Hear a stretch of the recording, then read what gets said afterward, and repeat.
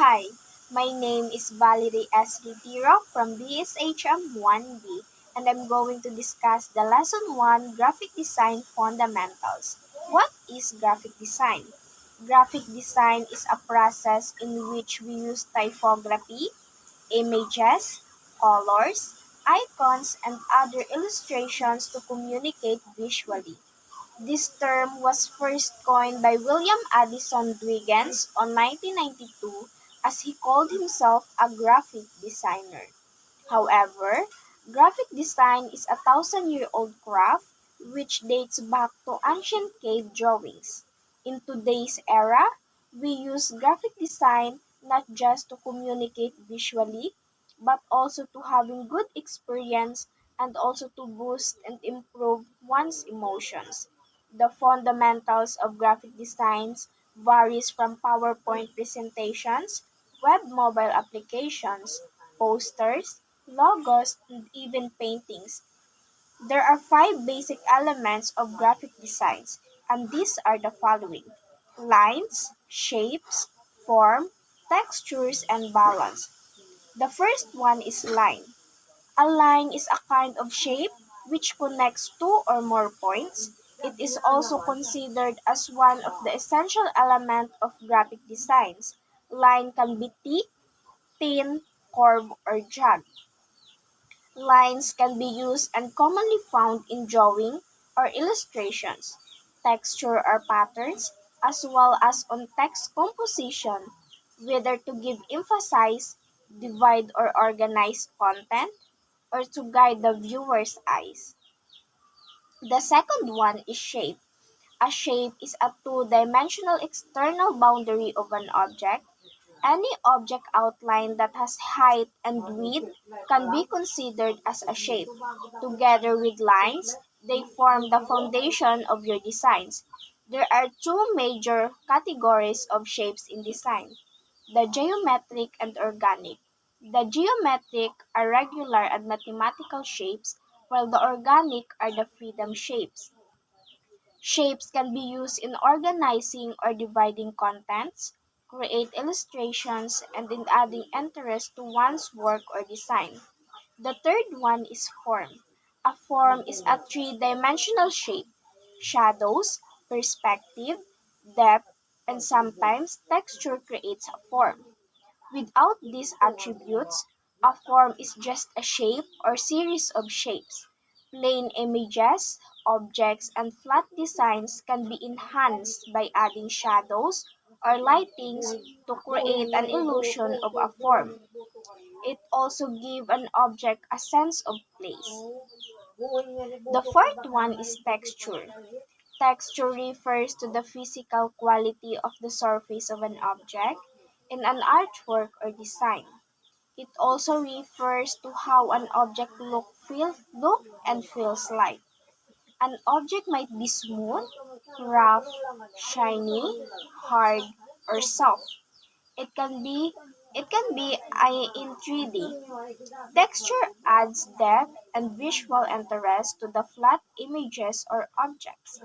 Texture can be used for establishing visual value or a focal point in an artwork, having contrast within a design, and making an artwork visually balanced.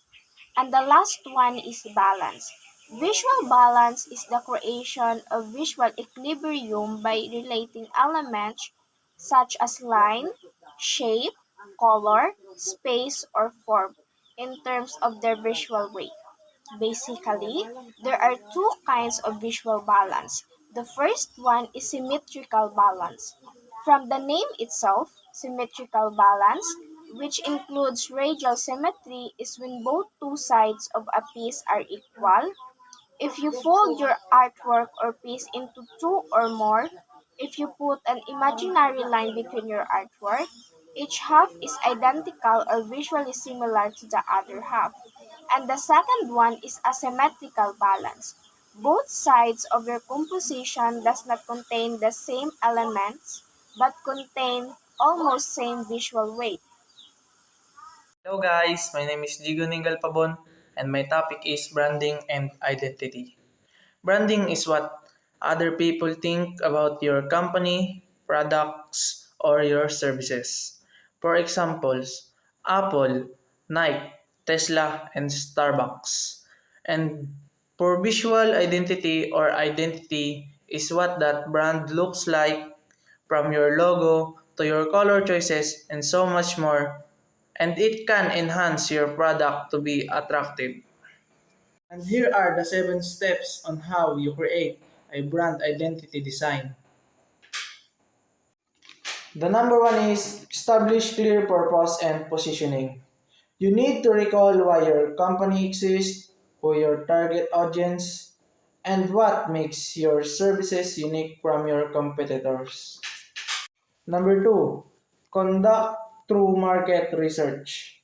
Do a analysis on your target audience, what their personalities, which will lead you to the next step.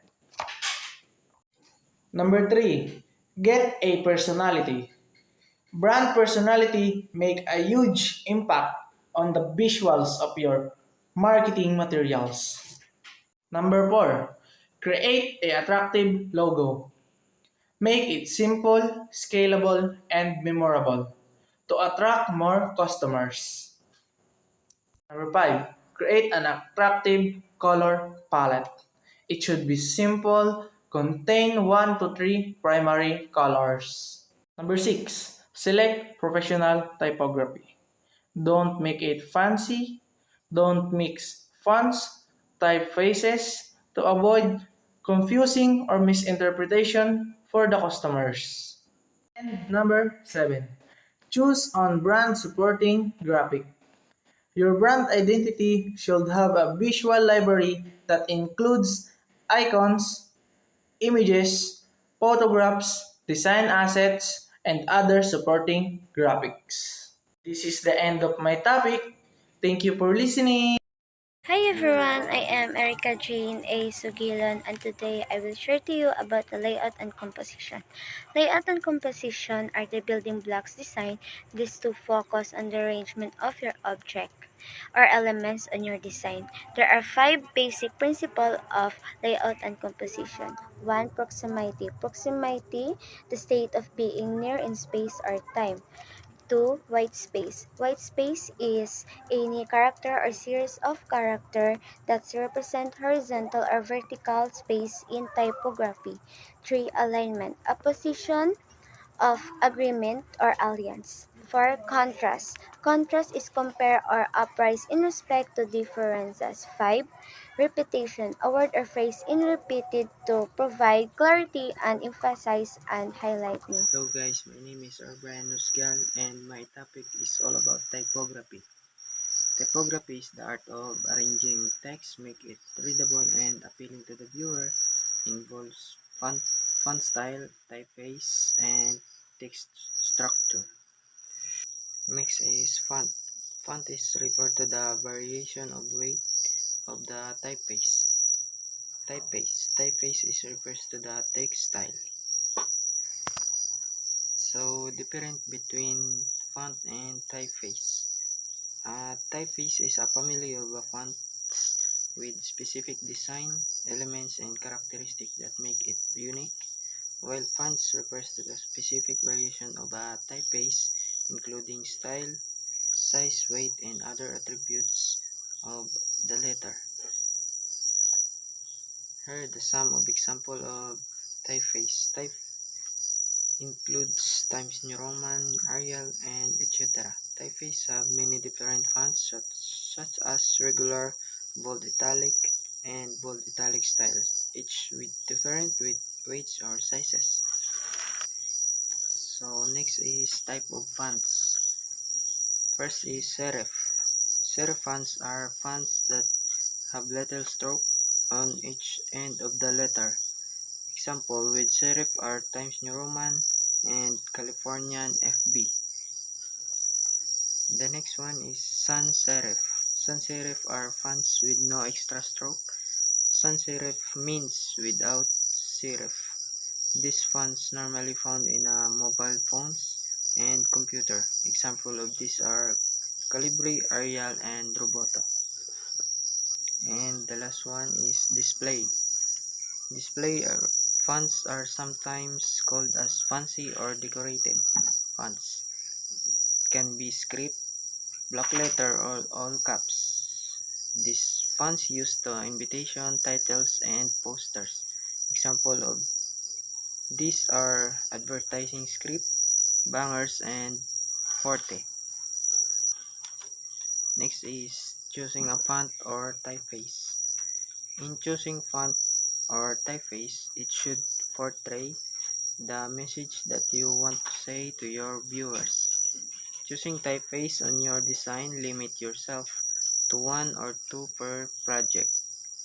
You may combine serif and sans serif, display and serif, or display and sans serif. And that's all about my topic. Thanks for watching. Lesson 5 Color. Colors are very essential to your composition. One may use combination or one more colors. It may be our instinct to choose color, but there's a science behind it called color theory. Color theory describes how different colors contribute to each other and how they appear as they are mixed into the color schemes. Before we proceed to the different color scheme, let us go some terminologies used in color. Whole refers to pure vibrant colors. Saturation refers to the intensity of the color. It ranges from the black, white, or grayscale to vibrant color. Value refers to the lightness or darkness color, from light blue to dark or blue. Color scheme. Of course, we can still remember the lesson about color during art lessons. We have primary colors, then secondary colors, tertiary colors. A circular diagram of these colors is called color wheel. Figure 15. Using wheel, we can create our own color scheme or combination. Monochromatic color scheme. This is color only focuses on one color and often using variation by incorporating saturation or values. For example, if you choose the color blue, then you may have the other color under the same color family like sky blue, baby blue, navy blue, or dark blue. A chromatic color scheme. This color scheme only revolves on using desaturated colors like black, gray, and white. Analogous color scheme. Analogous color scheme select group of three colors that are adjacent in color wheel. Complementary color scheme. These are colors that direct opposite to each other in the color wheel, usually a combination of a primary and secondary colors. Split complementary color scheme.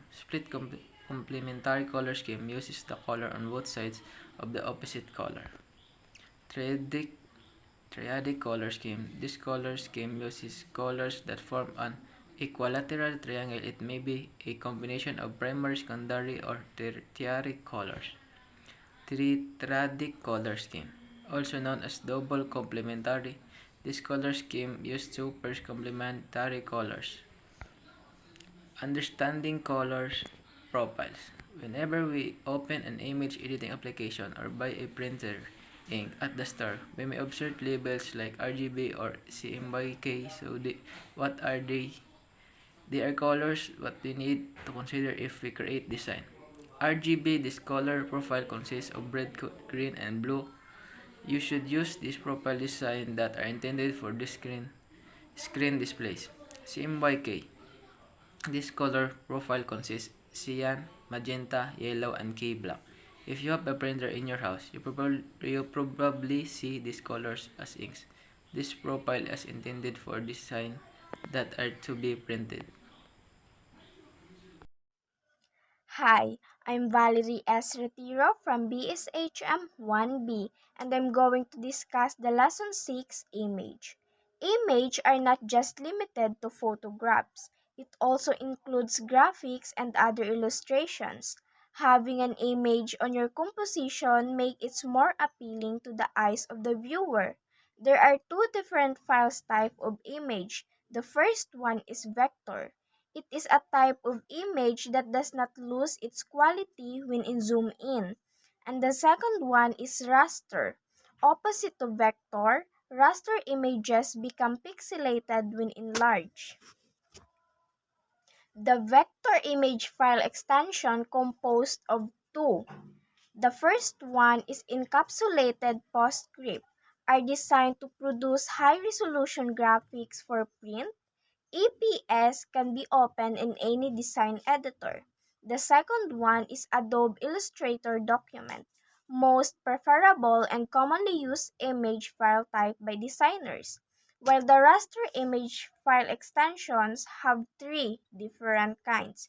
The first one is Joint Photographics Experts Group or JPG or JPEG are known for their lossy compression, meaning the image quality decreases when enlarged. And the second one is Portable Networks Graphic or PNG is known for having transparent background image in this type commonly used in web documents. And the last one is graphic interchange format is known in its animated form. You can find them in social media network sites as posts or comments.